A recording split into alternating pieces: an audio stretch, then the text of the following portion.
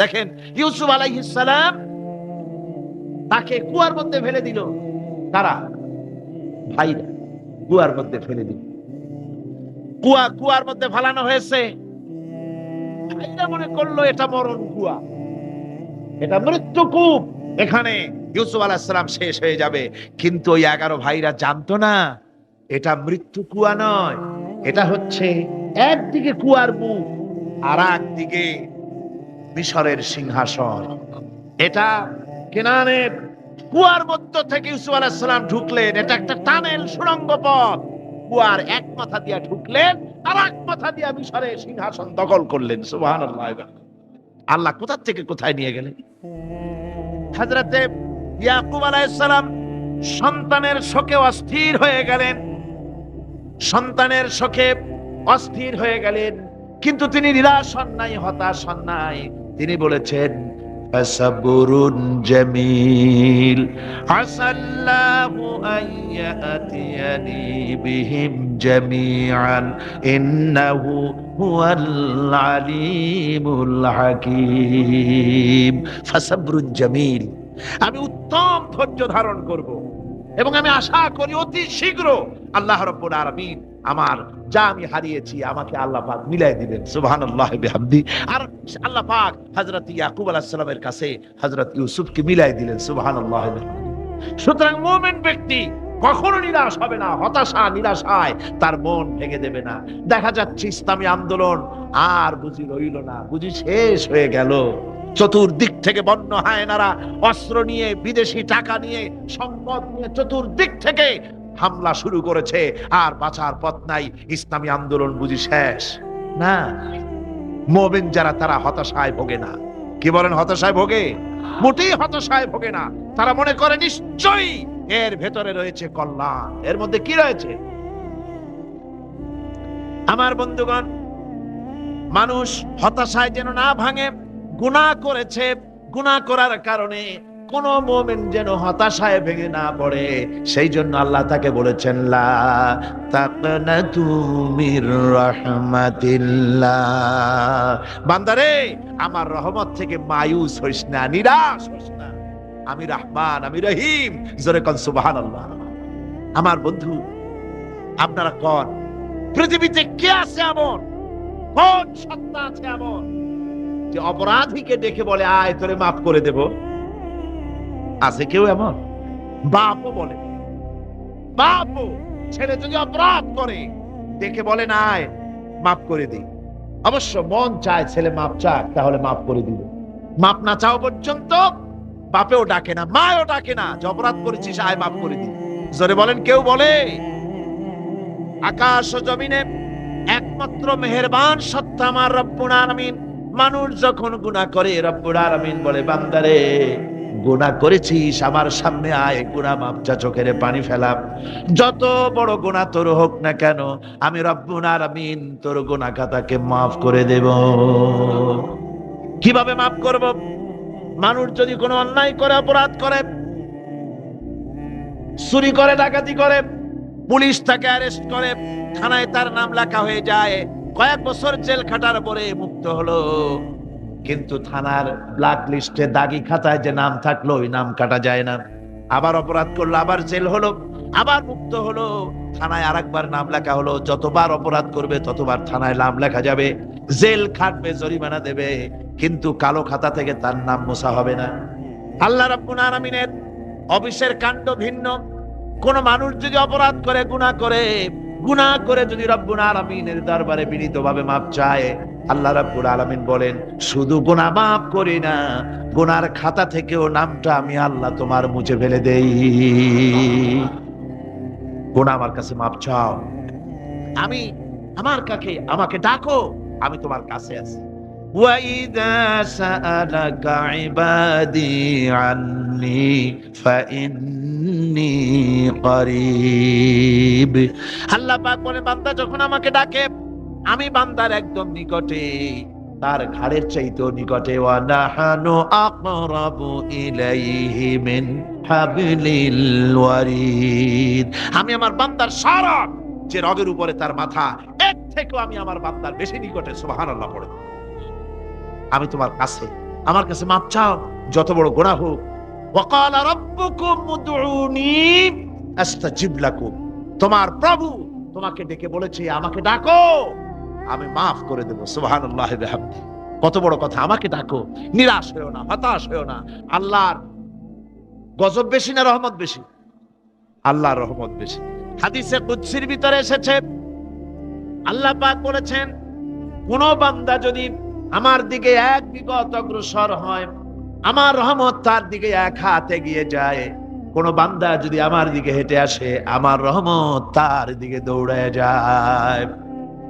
বান্দা যখন আল্লাহর দরবারে দু হাত উঁচু করে চোখের পানি ফেলে দেয়, মুসলিম শরীফের হাদিসের ভিতরে এসেছে, গভীর রাত্রে, রাতের তৃতীয় অংশে আল্লাহ রাব্বুল আলামিন প্রথম আকাশে আসেন আর ডেকে বলেন, পৃথিবীতে আছো নাকি কেউ গুনাহ করে জীবন বরবাদ করে দিয়েছো, আমার কাছে মাপ চাও।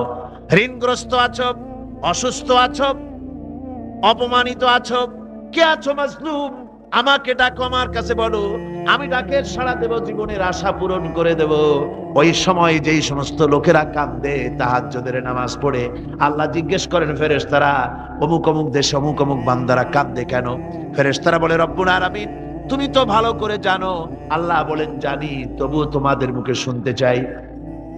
তারা বলে, রব্বুল আলামিন তোমার এই বান্দা গুনাহ করেছে, গুনাহর জন্য মাপ চায়, জাহান্নাম থেকে বাঁচতে চায়। আল্লাহ পাক বলেন, ফেরেশতারা আমার এই বান্দারা আমারে দেখেছে নাকি? বলে দেখে নাই। বলে আমার দোজখ দেখেছে নাকি? বলে না, তাও দেখে নাই। আমার বেহেশত দেখেছে নাকি? বলে না, তাও দেখে নাই। আল্লাহ পাক বলেন, ফেরেশতারা সাক্ষী থাকো, ওরা আমাকে দেখে নাই, আমার বেহেশত দোজখ কিছুই দেখে নাই, শুধুমাত্র আমার নবীর কথা, আমার কোরআনের কথা বিশ্বাস করে আরামের ঘুমকে হারাম করে যেভাবে তারা কাঁদতেছে, সাক্ষী থেকে যাও ফেরেশতারা, আমার রহমতের দরিয়ায় জোশ মেরেছে, আমার ওই ক্রন্দনরত বান্দাগুলিকে আমি আল্লাহ মাফ করে দিলাম। সুতরাং মুমিন বান্দা যারা, আল্লাহর মুমিন বান্দা যারা, এই ঈমানের কোয়ালিটি, এটাও হতাশায় নিরাশায় ভেঙে পড়বে না। গুনাহ তো মানুষই করে, গুনাহ হয়ে গেছে, মাপ চাও। তোমার গুনাহ কদ্দুর? তোমার গুনাহ যদি হয় পাহাড় সমান, আল্লাহর রহমত আকাশ সমান। তোমার গুনাহ যদি হয় আকাশ সমান, আল্লাহর রহমত তো আরশে আজিম ছাড়াই গেছে। সুবহানাল্লাহি ওয়া বিহামদিহি। সুতরাং রহমানুর রহিম, গফুরুর রহিম, তার কাছে মাপ চাইতে হবে বিনীতভাবে, হতাশায় ভেঙে পড়লে চলবে না। এটা হলো মুমিনের আরেকটা কোয়ালিটি। এরপর আরেকটি কোয়ালিটি হবে মুমিনের, তা হলো কঠোর কঠিন বিপদে অবিচল থাকবে, বিপদে ভেঙে পড়বে না। বিপদ আপদ, শত্রুতা, ক্ষয় ক্ষতি যা কিছু হয় সবই আল্লাহর পক্ষ থেকে, এটা মেনে নিতে হবে এবং ধৈর্য ধারণ করতে হবে। বিপদ মুসিবত শুধু উম্মতের জন্য নয়, দুনিয়ার সমস্ত নবীদের বিপদ এসেছে, হয় নাই? নবীদের বিপদ আসে নাই?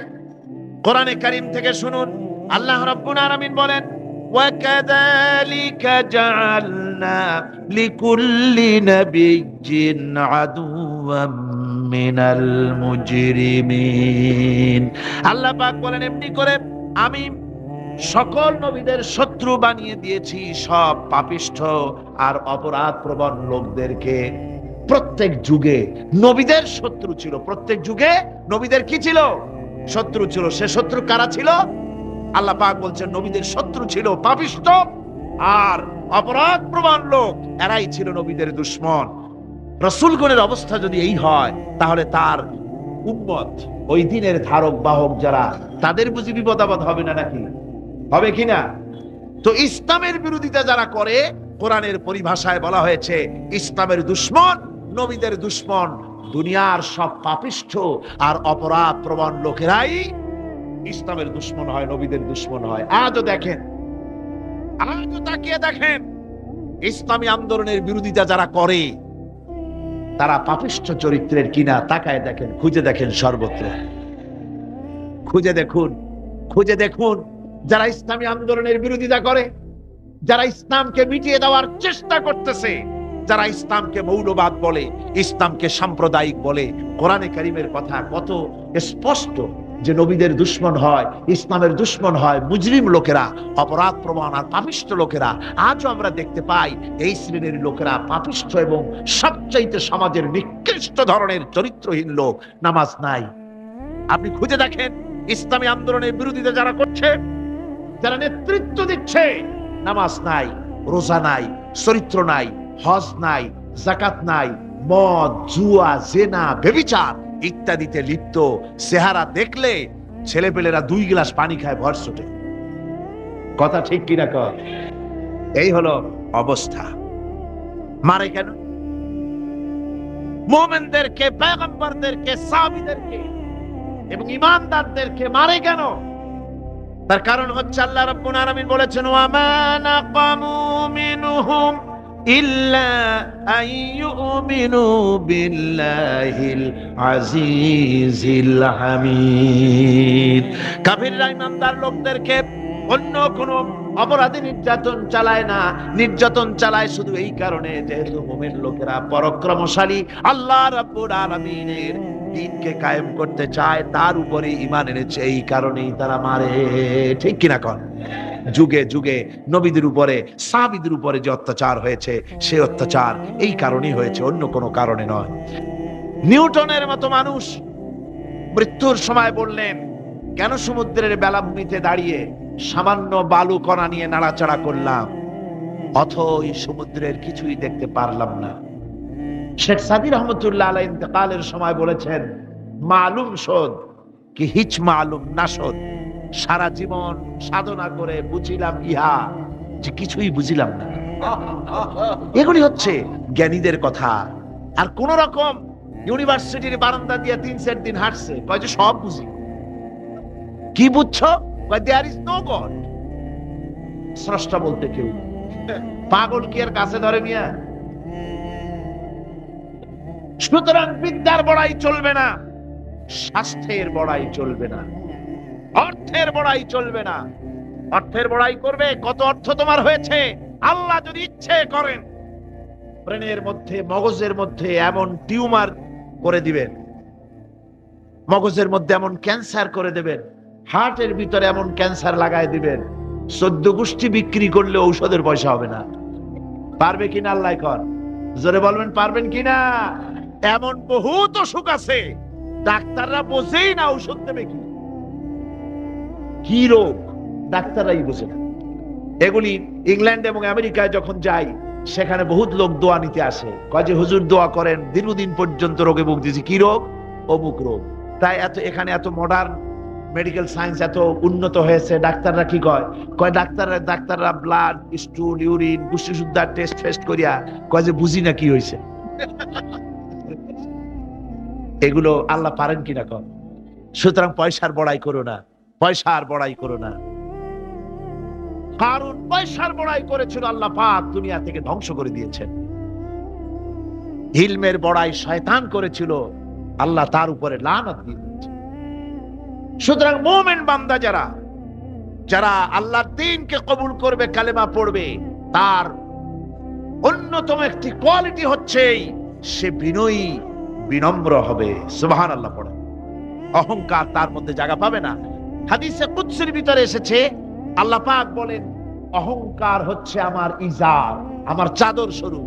যে ব্যক্তি অহংকার করে, সেজন্য আমি আল্লাহর চাদর নিয়ে টানাটানি করে। নাউযুবিল্লাহি মিন যালিক। মুমিন ব্যক্তি কলেমা পড়ার পর, ঈমান আনার পরে যে কোয়ালিটি হওয়া উচিত, আল্লাহর পরে ঈমান আনলে পরে যে কোয়ালিটি হওয়া দরকার, সেটা হচ্ছে তার মধ্যে বীরত্ব এবং নির্ভীকতা আসবে। সে ব্যক্তি নির্ভীক হবে, মৃত্যুর ভয় পাবে না, মৃত্যুর ভয় পাবে না। তার কারণ হলো মুমিন ব্যক্তি ঈমান আনার পরে জানতে পেরেছে যে মৃত্যু থেকে পালাবার উপায় কোনো প্রাণীর নাই। আছে নাকি? মৃত্যু থেকে পালানো যাবে? মৃত্যু থেকে পালানো যাবে না। মুমিন এই জন্য ভয় পাবে না। এই জন্য মুমিন জীবনে একবার মরে, মুমিন সবসময় বীর পুরুষ হয়। মুমিন কি হয়? আর মুনাফিক হয় কি? কাপুরুষ। মুমিন মরে জীবনে একবার, আর মুনাফিক মরে জীবনে কয়েকবার। সাইকেলের টায়ার বাস্ট হলে চিতই পড়ে ভরসটে, ট্রাকের টায়ার বাস্ট হলে তো হুঁশ থাকে না, আর কোথাও বোমা পড়লে এমনি তার রূহ উড়ে যায়। এই হলো দুর্বল ঈমানের লক্ষণ, মুনাফিক। আর মুমিন ব্যক্তি এগুলি ভয় পায় না। তার কারণ হচ্ছে কোরআনে কারীম বলেছে, কুল ইন্নাল মাউতাল্লাযী তাফিরুনা মিনহু ফাইন্নাহু মুলাকীকুম। বলো, মৃত্যু থেকে পালাবার কোনো উপায় নাই। যেখানেই যাও না কেন মৃত্যু তোমাকে ধরবেই। তোমাকে যেখানেই যাও তুমি, মৃত্যু তোমাকে খুঁজে বের করবেই। মরণ থেকে পালাও তুমি, মরণ তোমায় লইবি ঘিরি।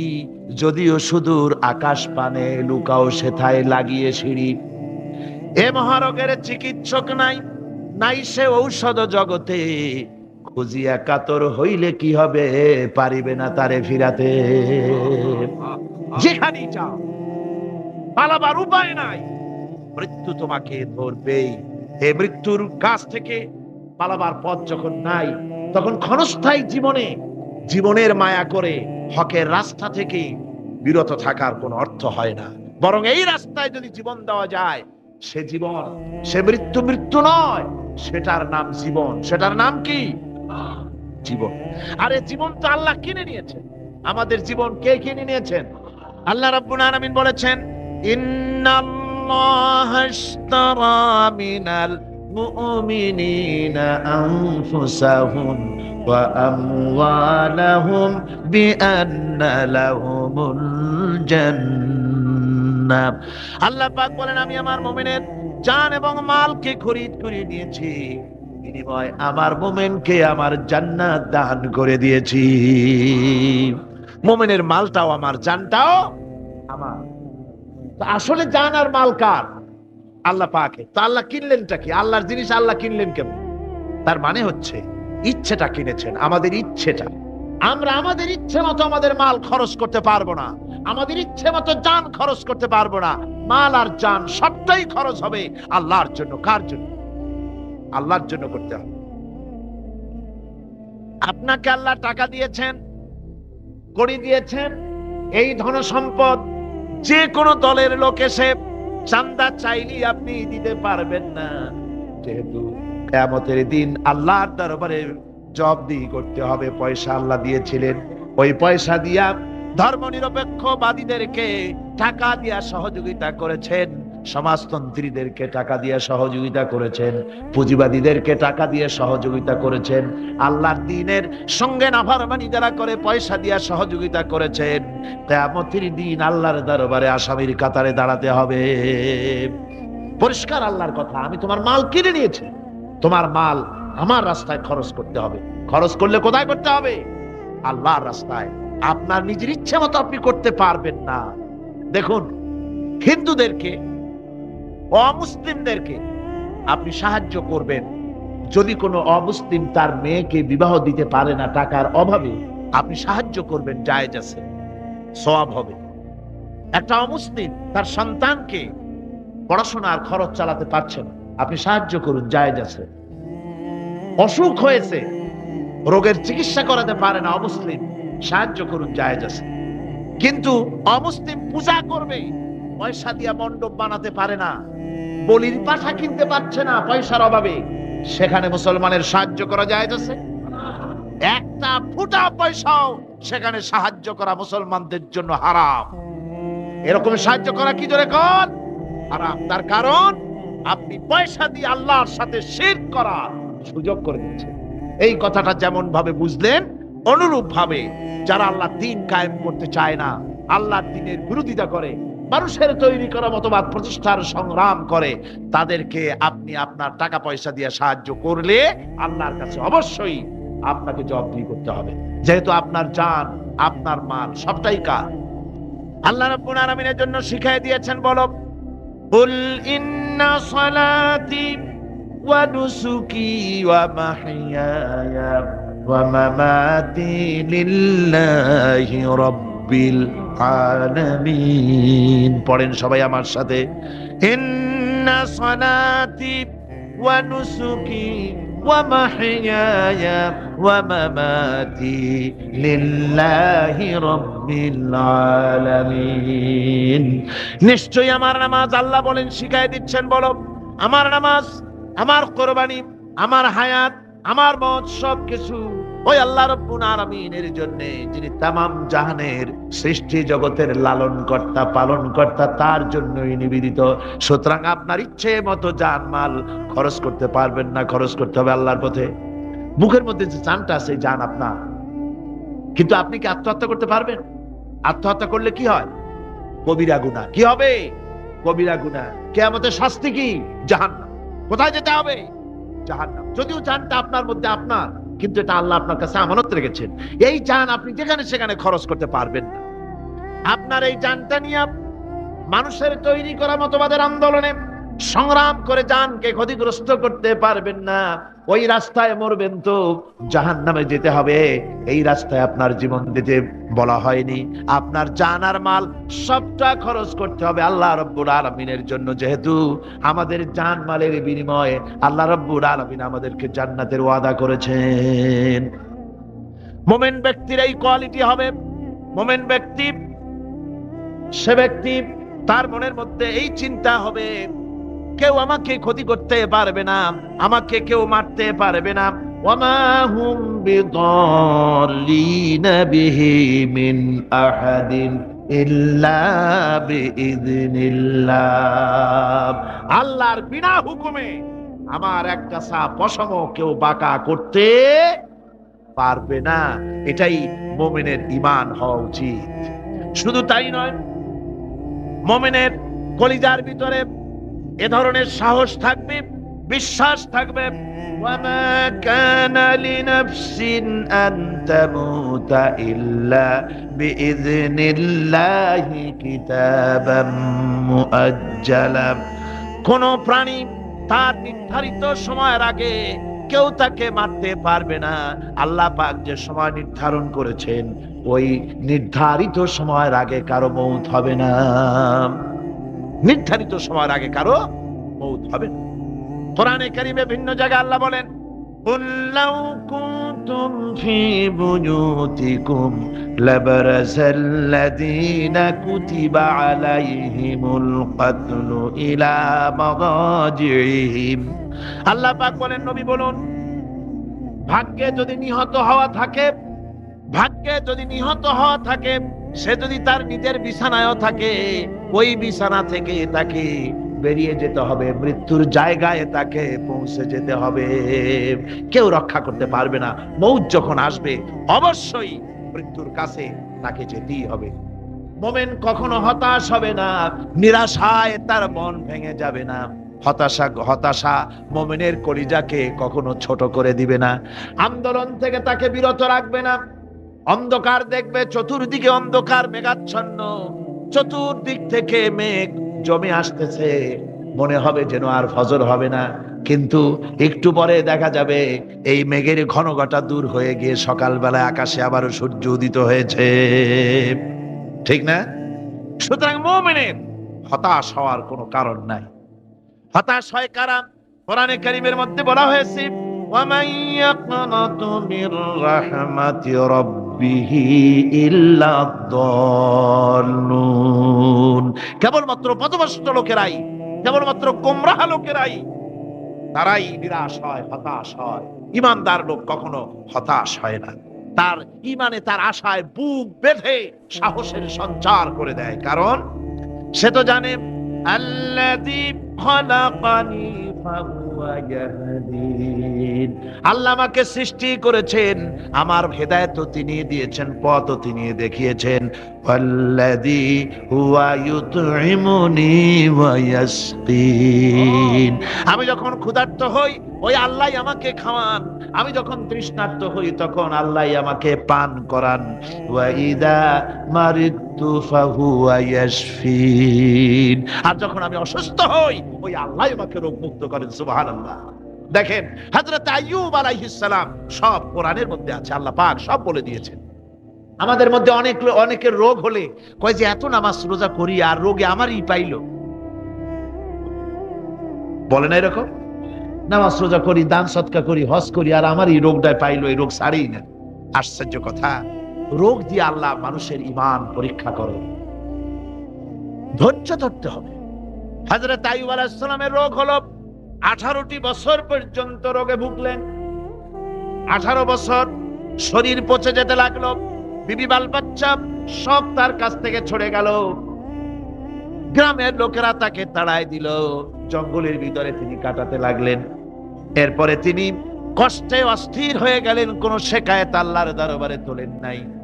বলেছেন, আয় আল্লাহ পাক, আমি দারুণ ভাবে রোগগ্রস্ত হয়ে পড়েছি, আর তুমি রহমান রহিম। হযরতে আইয়ুব আলাইহিস সালাম 18টি বছর রোগ ভোগ করার পর যখন তিনি লক্ষ্য করলেন শুধু শরীরের ভিতরেই পোকা না, এবার পোকা জিহ্বার মধ্যে শুরু হয়ে গেছে, জিহ্বায় পোকা ধরেছে, গায়ের গোশতে পোকা, পুষ পোকা, পচে পচে শরীর পড়তেছে, জিহ্বার মধ্যেও পোকা হয়ে গেছে।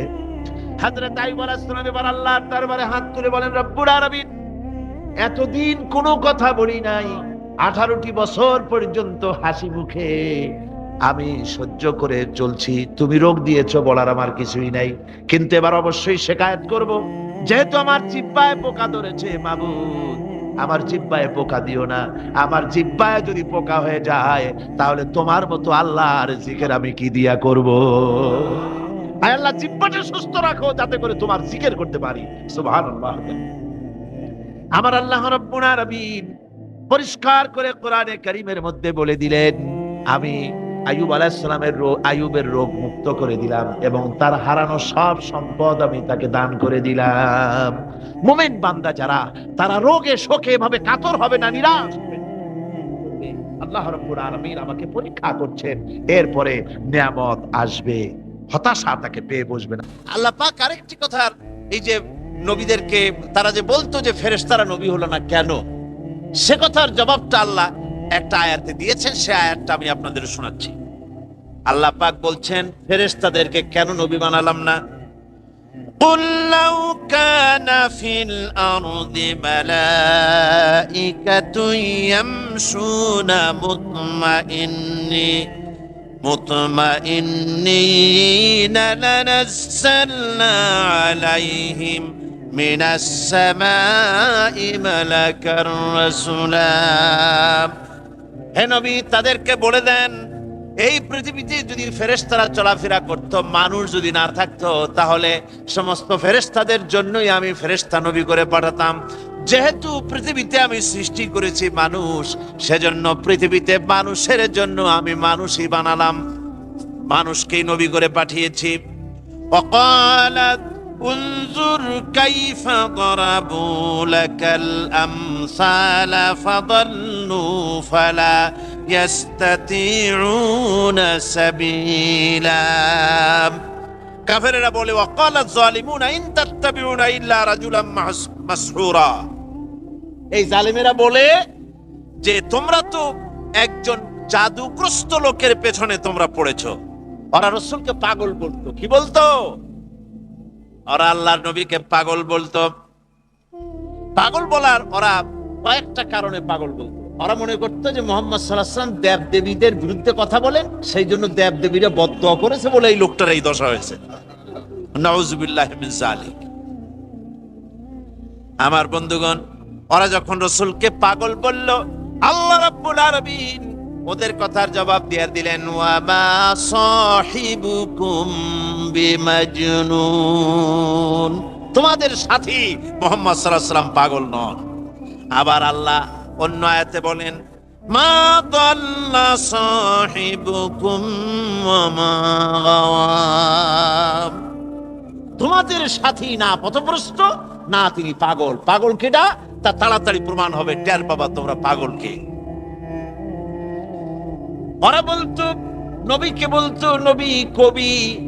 আল্লাহ পাক সে কথার জবাব দিয়ে দিয়েছেন, ওয়া মা হুয়া বিকাউলি শাইরিন কালিলাম মা তুমিনুন। ওরা বলতো নবী মুহাম্মদ সাল্লাল্লাহু আলাইহি ওয়াসাল্লামকে তারা কবি বলতো। আল্লাহ বললেন না, কবির কথা এটা না, আমার নবী কবি না। ওমা আল্লামনাহু শিরা ওমা ইয়ামবাগি লাহু, আমার নবীকে আমি কবি বানাই নাই, আর কবিত্ব আমার নবীর জন্য শোভনীয় নয়। ওরা বলল নবী জাদুকর। আল্লাহ পাক কথার জবাব দিয়া দিলেন, ওয়ালা বিকাউলি কাহিনিন কালিলাম মা তাযাক্কারুন। ওরা নবীকে জাদুকর বলে, আল্লাহ বলেন না, আমার নবী জাদুকর না। আমার আল্লাহ রাব্বুল আলামিন নবীর ব্যাপারে আল্লাহ পাক নবীকে সান্ত্বনা দিচ্ছেন, নবী আপনি শোনেন, ফাযাক্কির ফামা আনতা বিনি'মাতি রাব্বিকা বিকাহিনিন ওয়ালা মাজনুন। হে নবী, আল্লাহর অনুগ্রহে, আপনি আপনার রবের অনুগ্রহে আপনি না গণক না আপনি পাগল। ওরা যতই পাগল বলুক আর গণক বানুক, আমি তো জানি আপনি আমার রাসূল। সুবহানাল্লাহ বিহামদি, সুবহানাল্লাহ বিহামদি। আমি তো জানি আপনি আমার বাশীর, আমার নাসির, আমার সিরাজ, আপনি আমার রহমত। ওয়ামা আরসালনাকা ইল্লা রাহমাতান লিল আলামিন। তামাম পৃথিবীর জন্য আমি আপনাকে রহমত করে পাঠিয়েছি। এবার আপনি লক্ষ্য করেন, উনজুর কাইফা দরাবু লাকাল আমসাল। ও নবী লক্ষ্য করুন, ওরা কি ধরনের আজে বাজে কথা আপনাকে বলতেছে। ফাদাল্লু, ওরা বিভ্রান্ত হয়েছে, এমন বিভ্রান্ত হয়েছে, ফালা ইস্তাতিউনা সাবিলা, কোন বুদ্ধি তাদের মাথার মধ্যে ঢুকছে না, কোন সঠিক কথা তাদের মাথার মধ্যে যাচ্ছে না। তার মানে হলো কি? তার মানে হচ্ছে বিরুদ্ধবাদীরা কোন যুক্তি ছাড়াই হিংসার আগুনে জ্বলে তারা কথা বলে। যারা হিংসার আগুনে জ্বলে ওদের কাছে কোনো যুক্তি থাকে না। হুজুর সাল্লাল্লাহু আলাইহি ওয়াসাল্লাম শিরকের বিরুদ্ধে তিনি কথা বলছেন, শিরকের বিরুদ্ধে কথা বলছেন, তাওহীদ প্রতিষ্ঠার কথা বলছেন, যুক্তি দিয়ে কথা বলছেন। হুজুর বলছেন শিরক করো না। ওরা এ ব্যাপারে তারা বলছে যে লোকটি কবি। হুজুর বলছেন শিরক করো না, ওরা কয় লোকটা কবি। হুজুর বলছেন আল্লাহর তরফ থেকে আমি প্রেরিত হয়েছি, আমি আল্লাহর পয়গম্বর, আমাকে মানো। আর তারা বলতেছে যে তুমি হলে একটা জাদুকর। হুজুর সাল্লাল্লাহু আলাইহি ওয়াসাল্লাম তিনি বলছেন, হুজুর সাল্লাল্লাহু আলাইহি ওয়াসাল্লাম তিনি বলছেন যে তাওহীদকে প্রতিষ্ঠা করো, এক আল্লাহর আইন কানুনকে তোমরা মেনে নাও। ওরা কয় যে তুমি বাজারে যাও কেন, তুমি ভাত খাও কেন? তার মানে হচ্ছে ওদের কাছে কোনো যুক্তি নাই, ওদের মাথায় কোনো বুদ্ধি কুলায় না, যা খুশি তাই তারা পাগলের মতো বলতেছে। এসব কথাবার্তা দিয়া প্রকৃত সত্যপন্থীকে ফিরায় রাখা যায় না। যেমন প্রত্যেক যুগেই আল্লাহ সম্পর্কে, রাসূল সম্পর্কে, ফেরেশতা সম্পর্কে এই জাতীয় কথাবার্তা চিরটা কাল সন্দেহ সংশয় সৃষ্টি করে রাখা হয়। আর সেই সন্দেহ সংশয়ের ষড়যন্ত্রের জালকে দুহাতে ছিন্ন করে তাওহীদবাদী যারা, কিসমত যাদের ভালো, যার তারা শিরক থেকে মুক্ত হয়ে এক আল্লাহর গোলামীর সামনে মাথা নত করে দেয় আর মুহাম্মদ সাল্লাল্লাহু আলাইহি ওয়াসাল্লামকেই কেবলমাত্র নেতা এবং রাসূল হিসাবে মেনে নিয়ে নিজেদের জীবনকে পরিচালিত করে। আল্লাহ রাব্বুল আলামিন আমাদেরকে শিরক মুক্ত জীবন যাপনের তৌফিক দান করুন, জোরে বলেন আমিন। আমার বন্ধুগণ, শেখ সাদী রাহমাতুল্লাহ আলাইহি সুন্দর করে রাসূলের কথা বলেছেন, লা ইউমকিনু সানাউ কামা কানা হাক্কুহু। আপনার প্রশংসা যেমন ঠিক তেমনটি করে প্রশংসা করার কোনো ক্ষমতা আমার নাই, তবে বলতে পারি বাদাস খোদা তুই বুজুর্গ সাওয়াত ইসাই মুক্তাসার, আমি বলতে পারি আপনার প্রশংসা সম্পর্কে নবী, আল্লাহ রাব্বুল আলামিনের পরে মর্যাদা সম্পন্ন আকাশে আর জমিনে যদি কেউ থাকে তো আপনি আল্লাহর নবী। শ্রেষ্ঠ মর্যাদা আপনার। মানুষের সাথে, সাধারণ মানুষের সাথে নবীর পার্থক্য এখানে। নবী চরিত্রের দিক দিয়ে শ্রেষ্ঠ, মিথ্যে কথা তিনি বলেন না, গুনার কাম করেন না, আল্লাহ হেফাজত করেন। সুপার কোয়ালিটির মানুষ, মহামানব। তবে মানুষ, এটা স্বীকার করতে হবে, মানুষ। রাসূল কি? এর কোনো সন্দেহ নাই, রাসূল মানুষ। আমার বন্ধুগণ, এভাবে করে তারা, যারা রাসূল দুনিয়ার বুকে যারা পয়গম্বর এসেছেন, পয়গম্বরদেরকে তারা মানুষ বলতে চায় নাই। তারা মনে করেছে এরা হচ্ছে ফেরেশতা অথবা অন্য কিছু। কাজে আমাদেরকে এই কথা বিশ্বাস করতে হবে, তারা মানুষ এবং আমাদের মতো মানুষ। তো পার্থক্য তো বললামই। আরো একটা দৃষ্টান্ত আমি দেই। ওই যে পাথর দিয়ে রাস্তা বানানো হয়, পাথর দিয়ে যে রাস্তা বানানো হয়, সেই পাথরের এত বড় বড় একটা চাকা, যার দাম 5 টাকা বা 10 টাকা বড় জোর। আবার স্বর্ণের দোকানে যান, জুয়েলারির দোকানে গ্লাসের বক্সের ভিতরে সুন্দর সুন্দর বক্স রেখে তার মধ্যে তুলা দিয়ে সাজায়া ওর উপরে সুন্দর সুন্দর করে বসায় ছোট ছোট পাথর রাখা হয় না? বলে না কেন? লুলু, মারজান, ইয়াকুত, জবরসাদ, নীলা, প্রবাল, তারপরে আকিক, আছেন এরকম পাথর। রাস্তা বানানো হয় যে পাথর দিয়া, জুয়েলারির দোকানে যে পাথর আছে, ওই রাস্তার পাথর আর ওই পাথর কি এক নাকি? নাম তো একই পাথর। নাম একই হলে কি হবে? রাস্তার পাথরের বিরাট একটা প্রকাণ্ড খণ্ডের দাম 2 টাকা 5 টাকা, আর জুয়েলারির দোকানে যে পাথর আছে তার একটা তোলার দাম 50,000 টাকা পর্যন্ত হতে পারে। ওই পাথরে পাথরে যে বেশ কম, মানুষে মানুষে আবার সেই বেশ কম। পয়গম্বরদের সাথে সাধারণ মানুষের কোনো তুলনা হতে পারে না। তবে মূল বিষয়টা বোধহয় বুঝতে পেরেছেন। তুলনা কিন্তু গুনার দিক দিয়া, চরিত্রের দিক থেকে, তারপরে ভুল কথা বলা থেকে, মিথ্যা কথা, এই দিক থেকে তুলনা না। তুলনা হচ্ছে মানুষের মতো। আমরা যে মানুষ, রাসূলও মানুষ। আমি কথা বুঝাতে পারছি কিনা? বুঝে আসছে আপনাদের? আলহামদুলিল্লাহ। তাহলে এ নিয়ে আর আমরা আর অগ্রসর হই না। আমার ভাইয়েরা, আল্লাহর নবীরা এই সব কথার জবাবে, এই সমস্ত কাফেরদের কথার জবাবে নবীদেরকে আল্লাহ শিখিয়ে দিয়েছেন, আপনারা এভাবে বলেন। নবীরা বলতেন, ইন্নাহানু ইল্লা বাশারুম মিসলুকুম ওয়ালাকিন্নাল্লাহা ইয়ামুন্নু আলা মান ইয়াশাউ মিন ইবাদিহি। আমরা তোমাদের মতোই মানুষ। নবীরা এভাবে বলতেন কাফেরদেরকে, আমরা তোমাদের মতোই মানুষ ছাড়া আর কিছুই নেই। তবে আল্লাহ তার বান্দার মধ্য থেকে কাউকে না কাউকে বিশেষ অনুগ্রহ দান করে থাকেন। আমরা সেই অনুগ্রহ প্রাপ্ত আল্লাহর নবী।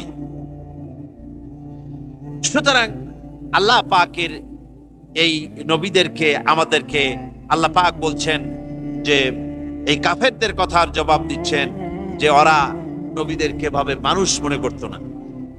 উনজুর কাইফা দরাবু লাকাল আমসালা ফাদাল্লু ফালা ইস্তাতিউনা সাবিলা।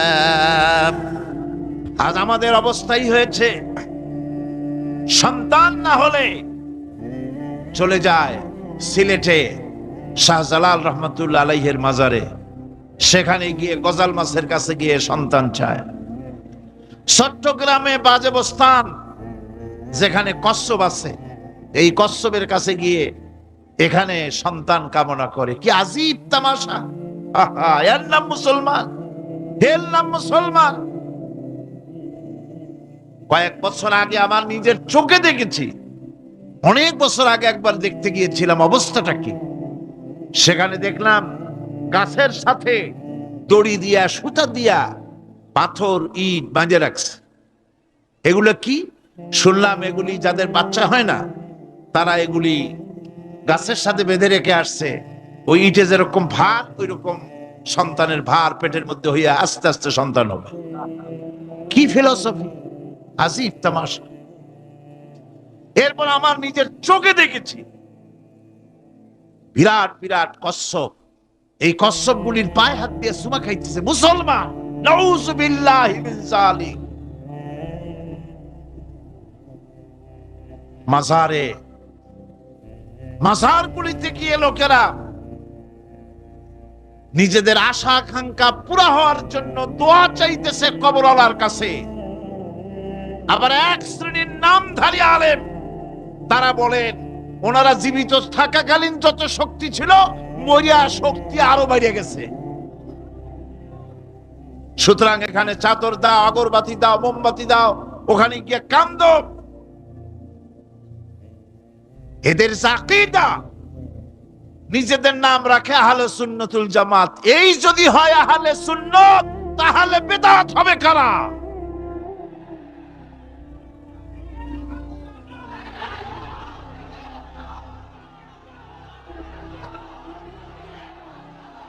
কবর, মাজার, ওলিউল্লাহদের মাজার। থামুন, ওলিউল্লাহদের মাজার তো ভালো কথা, মর্যাদার সাথে সুন্দর করে তা রাখতে হবে, যত্ন সহকারে রাখতে হবে, তার পবিত্রতা রক্ষা করতে হবে। কিন্তু মাজারে গিয়ে আপনি কিছু চাইতে পারবেন না। কোরআনের আল্লাহ পাকের হুকুমের সম্পূর্ণ বিপরীত। কি আশেপাশে মশলা দিয়া তারপরে মানুষদের কি বিভ্রান্ত করতেছে, মানুষকে আল্লাহর মাকামে নিয়ে গিয়েছেন। আউযু বিল্লাহি মিন যালিক। সুতরাং এর থেকে গোটা জাতিকে বাঁচাবার জন্য জিহাদ ঘোষণা করতে হবে। মাজারকে পূজার জায়গা বানানো যাবে না। সুতরাং কোরআনে কারীম বলছে যে একমাত্র গোলামি, আনুগত্য সবটা হবে আল্লাহ রাব্বুল আলামিনের। অন্য কারোর সামনে মাথা নত করা যাবে না। যা বলার, যা চাওয়ার সবকিছুই তাকেই বলতে হবে। আল্লাহ পাক বলছেন, আলাম আহাদ ইলাইকুম ইয়া বানি আদম আল্লাহ তা'বুদুশ শাইতানা ইন্নাহু লাকুম আদুউম মুবিন। বানি আদম, আমি কি তোমাদেরকে তাগিদ করিনি যে তোমরা শয়তানের ইবাদত করো না? নিঃসন্দেহে শয়তান হচ্ছে তোমাদের জন্য প্রকাশ্য দুশমন। এ কথা সকলেরই জানা আছে যে দুনিয়ার মানুষ শয়তানের ইবাদত কেউ করে না, শয়তানের পূজা কেউ করে না, ঠিক কিনা? শয়তানের কেউ পূজা করে না, বরং শয়তানের প্রতি চতুর্দিক থেকে শুধু লানত হতে থাকে, ঠিক কিনা? শয়তানের খালি গাইল দিতে থাকে সারাদিন।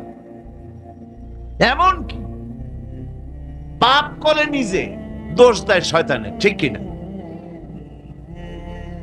কবি বলছেন, क्या हंसियाती है मुझे हजरत इंसान पर, क्या हंसियाती है मुझे हजरत इंसान पर, फेल बत्तू खुद करे लानत करे शैतान पर। আমার মানুষের অবস্থা দেখে হাসি পায়, খারাপ কামটা করে নিজে আর গাইল দিয়ে দেয় শয়তানের। সারাটা দিন মেয়ে লোক, পুরুষ লোক, বাচ্চা সকলে শয়তানের গাইল দেয় সমানে। ওর কপালটাই খারাপ, ফুটবলের মতো। এর জন্মই হয়েছে লাথি খাওয়ার জন্য। সুতরাং আল্লাহ পাক যে বলছেন যে শয়তানের ইবাদত করতে তোমাদেরকে নিষেধ করেছি, তার অর্থটা কি? তার অর্থ হচ্ছে যে মানুষ শয়তানের আনুগত্য করে, শয়তানের কথা মতো জীবন পরিচালনা করে, শয়তান যেটা বলে সেটাই করে, শয়তানের ওয়াসওয়াসা দিয়ে সে পরিচালিত হয়, কোরআন এবং হাদিস দিয়ে নিজেকে পরিচালিত করে না। এটাই হলো শয়তানের আনুগত্য করা।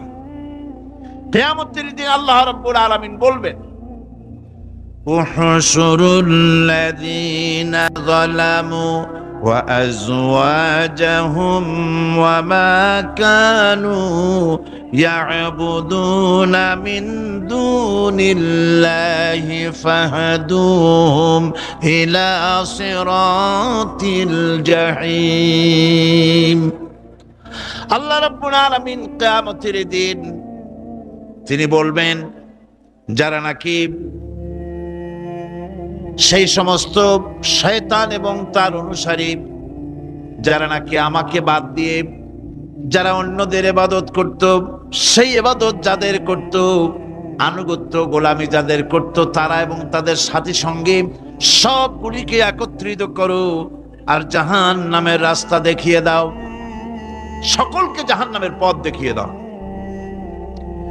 আয়াতে কারিমা দিয়ে প্রমাণ করা হচ্ছে, বোঝানো হচ্ছে আনুগত্য হতে হবে কেবলমাত্র আল্লাহ পাকের। সব বুঝে নির্দ্বিধায় বিনা প্রশ্নে যাকে স্বীকার করতে হবে, মানতে হবে, তিনি হচ্ছেন আল্লাহ সুবহানাহু ওয়া তাআলা এবং তার নবী জনাব মুহাম্মদ রাসূলুল্লাহ সাল্লাল্লাহু আলাইহি ওয়াসাল্লাম। অন্য কাউকে কোরআন হাদিস দিয়ে যাচাই না করে কারো মতকে গ্রহণ করা যাবে না। আল্লাহ পাক বলছেন, ইত্তাখাযু আহবারাহুম ওয়া রুহবানাহুম আরবাবাম মিন দুনিল্লাহি ওয়াল মাসীহ ইবনে মারইয়াম وما أمروا إلا ليعبدوا إلها واحدا। আল্লাহ পাক বলছেন, তারা নিজেদের ওলামা মাশায়েখদেরকে আল্লাহর পরিবর্তে নিজেদের রব তারা বানিয়ে নিয়েছে এবং তারা মসিহকে, ঈসা আলাইহিস সালামকে, মরিয়মের পুত্র ঈসাকে আল্লাহকে বাদ দিয়ে রব বানিয়ে নিয়েছে। অথচ হুকুম করা হয়েছে, আল্লাহ পাকের পক্ষ থেকে আদেশ করা হয়েছে, একমাত্র আল্লাহ রব্বুল আলামিন ছাড়া কারো আনুগত্য করা যাবে না, গোলামি করা যাবে না, দাসত্ব করা যাবে না। এখানে ওলামা মাশায়েখ এবং পাদ্রী পুরোহিতদের রব বানিয়ে নেওয়ার যে কথাটা বলা হয়েছে, সেটা হচ্ছে যে তাদেরকে আদেশ এবং নিষেধকারী হিসাবে মেনে নেওয়া হয়েছে। আল্লাহ রসুলের অনুমোদন ছাড়াই তাদেরকে গ্রহণ করা হচ্ছে, তাদের কথাগুলিকে শিরোধার্য করা হচ্ছে। আলেম ওলামা, পীর দরবেশ যিনি হন না কেন, তিনি যে কথাটা বলবেন ওই কথার সমর্থনে কোরআন হাদিস আছে কিনা তা না জেনে গ্রহণ করা যাবে না। কথা আসতে বললেন কেন? গ্রহণ করা, এটার নাম ঈমান। এটার নাম কি? ঈমান। পীর সাহেব যদি বলেন পাগড়ি বাঁধতে হবে 15 হাত, হ্যাঁ 15 হাত কেন, 21 হাতও বাঁধবো, দেখতে হবে রাসূল করিম সাল্লাল্লাহু আলাইহি ওয়াসাল্লাম ওরকম বেঁধেছেন কিনা। এটার নামই হচ্ছে ঈমান। এটার নাম কি? ঈমান। পীর সাহেব শিখায় দিলেন এরকম জিকির করো, সকালে এরকম, বিকেলে এরকম। হ্যাঁ করব, জিকির করব না কেন? আল্লাহই তো জিকির করতে বলছেন, জিকির করব। তবে দেখতে হবে পীর সাহেব যেভাবে জিকির বলেছেন ওইভাবে আল্লাহ রসুল জীবনেও জিকির করেছেন কিনা, সাহাবায়ে কেরাম এভাবে করেছেন কিনা। যদি করে থাকেন অবশ্যই পীর সাহেবের কথা মেনে ওরকম জিকির করব। কথা বুঝতে পেরেছেন? একজন মাওলানা সাহেব ফতোয়া দিলেন অথবা একটা কথা বললেন, এই কথাটা কোরআনের সাথে মিল আছে কিনা, হাদিসের সাথে মিল আছে কিনা, তাই দেখতে হবে সর্বাগ্রে কোন মুরব্বী কি বলেছেন, কোন হুজুর কি বলেছেন, কোন কিতাবের মধ্যে কি লেখা আছে, ওইটা জানার কোনো দরকার আমার নাই। আমার জানার দরকার কোরআন শরীফে আছে কিনা, হাদিস শরীফে আছে কিনা। এর নাম হচ্ছে ঈমান। এর নাম কি? এটাই হচ্ছে আনুগত্য আল্লাহ পাকের দরবারে। এটাই হচ্ছে আনুগত্য করার জন্য এটাই সবচাইতে বড় দলিল যে আল্লাহর হুকুম মেনে চলতে হবে, আর অন্য কারো অন্ধ অনুকরণ করব না। ইবাদত পূজা অর্থে বলা হয়েছে কাউকে ক্ষমতাশীল মনে করে নিজের প্রয়োজনের জন্য তার কাছে দোয়া করা, দুঃখ কষ্টে তার কাছে সাহায্য চাওয়া, ক্ষয়ক্ষতি এবং বিপদ আপদ থেকে বাঁচার জন্য কারো কাছে আশ্রয় চাওয়া। কোরআন মজিদের দৃষ্টিতে এগুলি সব হচ্ছে পূজার পর্যায়ভুক্ত, এগুলি করা যাবে না। সবটাই বলতে হবে আল্লাহ রাব্বুল আলামিনের কাছে। কার কাছে বলতে হবে? কোরআন বলছে, আল্লাহ পাক কোরআনে কারীমের মধ্যে বলছেন, কুল ইন্নী নুহিতু আন আ'বুদাল্লাযীনা তাদউনা মিন দুনিল্লাহি লাম্মা জাআনিয়াল বায়্যিনাতু মির রাব্বি ওয়া উমিরতু আন উসলিমা লিরাব্বিল আলামিন। আল্লাহ পাক বলেন, বলো আমার রবের পক্ষ থেকে স্পষ্ট নির্দেশ লাভ করার পর, হুকুম লাভ করার পর আল্লাহকে ত্যাগ করে তোমরা যাদের পূজা করছো তাদের পূজা আমি করি না। আল্লাহ নবীকে বলছেন এরকম আপনি বলেন, বরং আমাকে হুকুম করা হয়েছে আল্লাহ রাব্বুল আলামিনের সামনে মাথা নত করে দেওয়ার। তাই আমি আল্লাহ পাকের দরবারে আমার বিনয়ের, আমার আনুগত্যের মস্তক তার সামনে নত করে দিয়েছি। দুনিয়ায় মানুষেরা আল্লাহ রাব্বুল আলামিনকে বাদ দিয়ে যাদের কাছে সাহায্য চায়, যাদের কাছে গিয়ে সাহায্য প্রার্থনা করে, ছেলে হয় নাই ছেলে চায়, মেয়ে হয় নাই মেয়ে চায়, ব্যবসায় উন্নতি হয় না বলে ব্যবসার জন্য তাদের কাছে চায়। কোরআনে কারীম বলছে ওদের কাছে যে চাওয়া হচ্ছে তারা ওদের চাওয়াও সম্পর্কে জানে না। কিয়ামতের দিন এইগুলি সব ওদের বিরুদ্ধে আল্লাহর দরবারে মামলা দায়ের করবে। এরা বলবে যে আল্লাহ পাক আমি এদেরকে এরকম বলি নাই আমার পূজা করার জন্য, এরা আমার পূজা করেছে।